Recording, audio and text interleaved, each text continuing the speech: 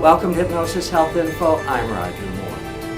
I just had a consultation this afternoon here in my Seattle office for Slender for Life with a man that is very obese. He's a very large man, and he came in and walking with a cane and groaned when he sat down, and he could hardly stand up out of the chair, and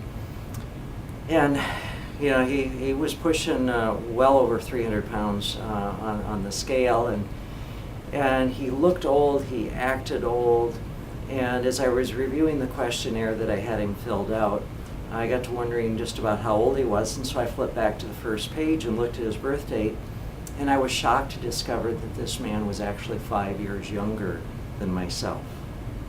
That really saddened me. He looked old. I don't consider myself old. I have gray hair, but I don't consider myself old. I have 5 granddaughters. But I'm very active. You know, I do distant bike riding, I do hiking, I do mountain climbing, I work out in the gym. I don't consider myself old. But this man looked old to me. He acted old. And yet he was 5 years younger than me. So we proceeded with the consultation, and we talked about just what healthy eating is, and talked about what he was eating. And this man's diet consists of often either going to a place like Denny's in the morning for pancakes and eggs and bacon, or going to McDonald's for Egg McMuffin. Lunch is often a bacon double cheeseburger or something like that, or he'll go somewhere and have burritos, or he'll go have fish and chips at Ivar's, or one of his favorite drive-ins around here in Seattle is Dick's, and again, it's greasy fried foods, and he loves his ice cream and his milkshakes, and loves his butter, and we talked about, he also was really big into cheese and snacks a lot on cheese, and so we talked about those things, and you know, the fat content of those, and the diseases that are caused by dairy products, by animal proteins, and particularly in the consumption level that he uses, and we talked about healthy eating, and you know, vegetables and whole grains and fruits, and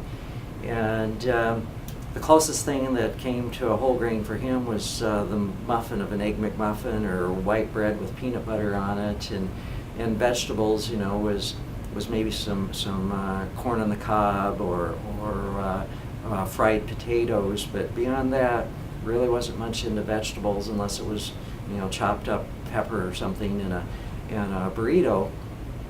But he considered it manly to have his meat, to have his beef, to have his milk and his cheese and his ice cream and the butter that he used, and that was important to him. You know, that's how real men eat.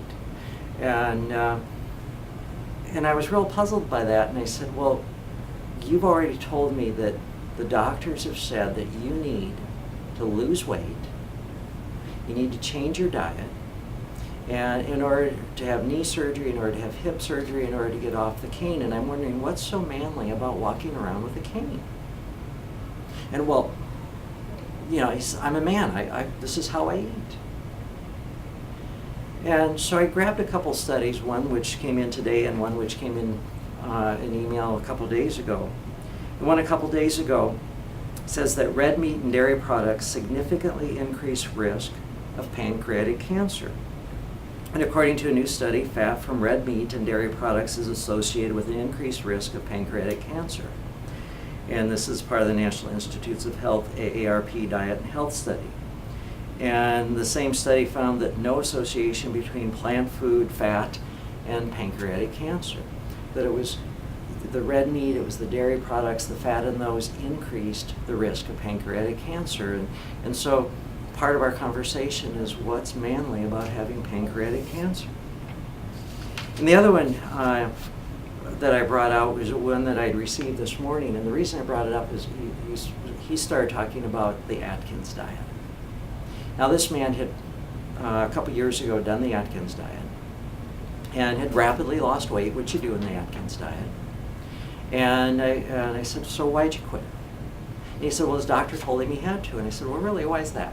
And he said, well, because I got gout and my feet were swollen and I could hardly walk, and my blood pressure was up, and And I said, so for medical reasons you had to stop doing the Atkins diet, but you've also just told me you really want to go back and do the Atkins diet. Well, he says, well, it worked. And I said, well, yeah, you lost weight because of starvation. Your body didn't have the nutrients it needed, and you got ill. So I don't consider that working. What happened when you quit? And he said it was the most rapid weight gain that he'd ever had in his life. And I said, well, that certainly doesn't sound like it worked very well for me. So I told him about this study that says that, this was in the Journal of American Dietetic Association. There's a case study of a previously healthy 51-year-old man who developed high cholesterol, atherosclerosis, erectile dysfunction after going on the Atkins diet. Within 1 month, his bad cholesterol had risen, and he ended up in the emergency room with chest pain caused by a near total blockage of a coronary artery. 2 months after discontinuing the low carbohydrate diet, the Atkins diet, the health problems were resolved, and the case is remarkable because the individual had a heart scan showing no cardiac disease shortly before beginning the diet. So in that short a period of time of doing the Atkins diet, a man who was seemingly healthy became very ill, and then actually recovered fairly well when he changed his eating. And so we talked about that and about the ill effects of continuing to eat high-fat foods, having to have the red meats, having to have the dairy products. And it was hard for him. He really struggled with the notion of his manliness and his manhood and red meat. Somehow he had those hooked. But he decided that he was going to do Slender for Life, and he made that commitment to himself, that he was going to really focus in at making changes in himself, changing his relationship with himself, changing his self-identity about what a real man is. And he was going to change his relationship with food, and that food didn't define him. And we talked about how using hypnosis, and particularly the light switch self-hypnosis technique, of how he was going to be able to use those tools and end the desires for the fats, for the meats, for the fast foods, for the sweet foods that he was eating, and create a healthy desire for vegetables, for whole grains, beans, rice, legumes, and a healthy desire for fruit. And that he really could make these changes in his life.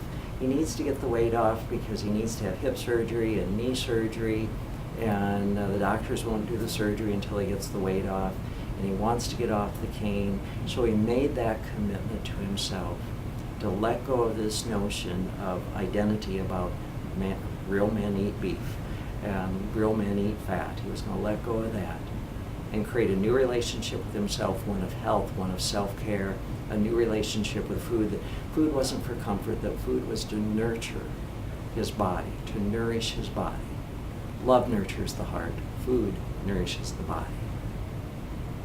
I'm Roger Moore, and this is Hypnosis Health Info.